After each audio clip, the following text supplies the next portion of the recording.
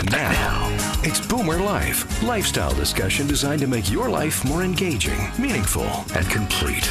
Celebrating the baby boomer generation, this is Boomer Life on CIL 650.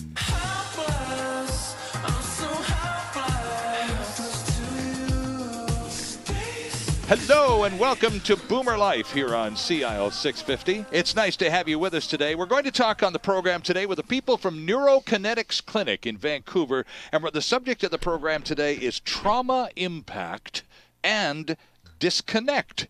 And we are delighted to have in studio with us the founder and president of Neurokinetics Clinic. Dr. Philippe Souvestre is with us, along with Sonia Dale, the clinic manager, and J.C. Gordon is back with us from the Department of Liaison and Logistics. Welcome back to all three of you. Thank you. Hello. Pleasure to be back here, Sterling. It's good to have you with us. And Dr. Philippe, let me go right to you, sir, because we're going to talk about trauma impact and disconnect on the program. So let's just lay down some fundamentals here. What are we talking about? Talk to us about what you mean by trauma impact and disconnect. This is a fundamental question to understand the rest of the show today. Right. When we get hurt, we get adversely impacted, which translate into being affected adversely or negatively with losing performance on one hand and being the object of a rise of symptoms. It is a simultaneous phenomenon. Okay, so the impact is a combination of those two characteristics. Leads to that. Okay. Yes. And so where does disconnect come into the conversation? So the disconnect comes from a multifactorial equation, which I pass on, of course, in this today. But in short, you compare the brain to a computer in which you will have a software and a hardware. Okay. The hardware is the anatomy that substantiates everything in a single thing we can express is allowed by the anatomy, which when it works reflects physiology, just to acquaint those who are listening to us today. And the disconnect is due to lowering and weakening of this cognitive processing, which is the software the brain needs to rely on to perform. Am I safe, JC, in interpreting the word disconnect by literally assuming it means what it says? You literally become disconnected from your life, your family, your friends, your normal routine because of the impact of some traumatic event in your life? Absolutely, Sterling. And what first happens is individuals realize that they're not the same person that they were. Right. They're not able to perform the way they like to. And as a result of that, they start withdrawing. They start to remove themselves from their life. It could be their family. It could be their work. It could be just what were used to doing on a normal basis, simply right. because internally they know that they're not the same person that they were prior to. And I've heard it so many times that when people call us, they just have no idea where to go or what right. to do. They've tried so much, they haven't been able to turn the light switch on, if you like. And as a result, they've lost hope, and they start to remove themselves Sure. from their daily life. Right. And of course, once you start that process, it becomes even easier for the people around you to go, well, whatever's wrong with so-and-so, they apparently don't want to be mixing with us much anymore. So let's just let them go. That's so true, Sterling, because everything is energy. And as human beings, we have the capabilities to want to involve ourselves around positive, uplifting energy. Sure. And kind of remove ourselves from that energy of fear and negativity, and unfortunately the disconnect sends out the energy of negativity. Sure, and it's sure. not something that people enjoy being around. Right. And Sonia Dale, just to follow up on what JC was talking about, because you're the person who responds when we call Neurokinetics Clinic. We send you an email. It's likely that you're going to see it and send something back. Yes. We pick up the phone and give the clinic a buzz. It's likely to be you on the other end, or we'll certainly get you before the end of our call. How many people reflect the kinds of symptoms and conditions that JC was just talking about? Literally call you up and say, I found you on a Google search, or I heard about you from a friend or whatever. And to be honest with you, I really don't know what's wrong with me. All I know is I got banged up in a car accident, or I fell, or whatever. And since that event, my life has just gone straight downhill, and I feel like it's starting to slip away from me. But honestly, I still don't really know what's wrong. Do people tell you that? They do. I would say majority of the calls are all the confusion in the air. Sure. They just need clarity to find out what is really wrong with them.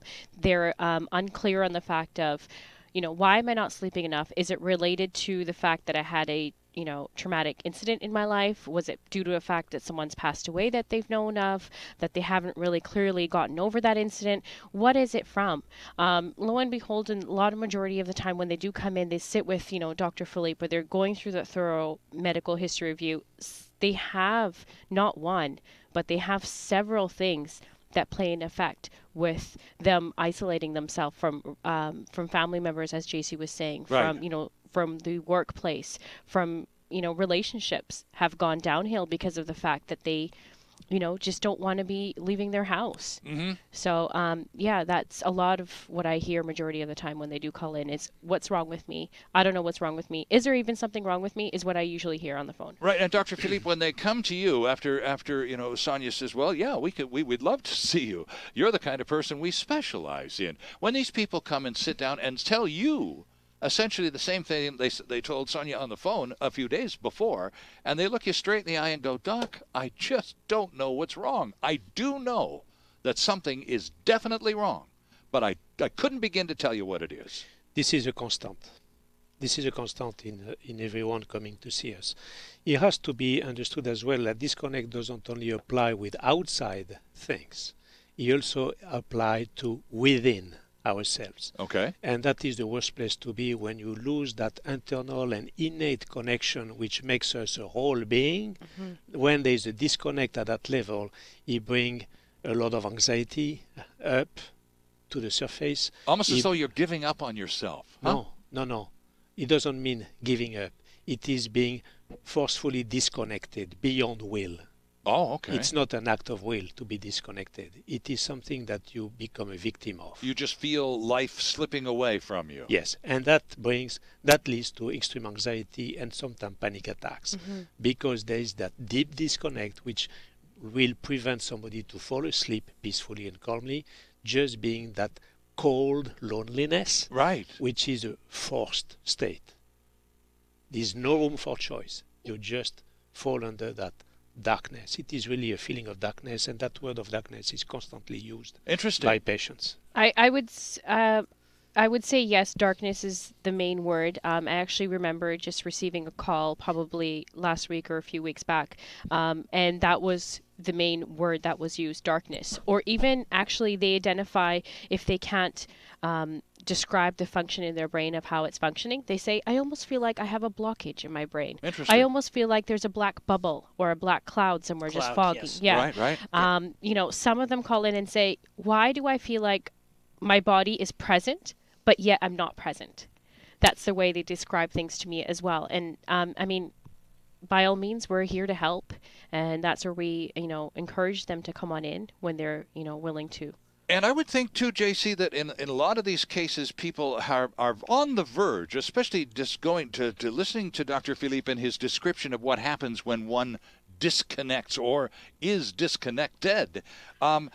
People start to lose hope once you pass a certain threshold and a certain ability to interact with other human beings. If you're sort of feeling isolated to the point where interacting with another person is frightening, then you've got some problems, haven't you? You certainly do, Sterling, and compound that with the fact that, unfortunately, the way the Western medical system operates today, all they can really do is manage you with these drugs that darken the cloud, if you like, that increase that darkness, and a lot of times when people come to see us, they're in a downward spiral, right, and moving downward at a rather quick pace. Right.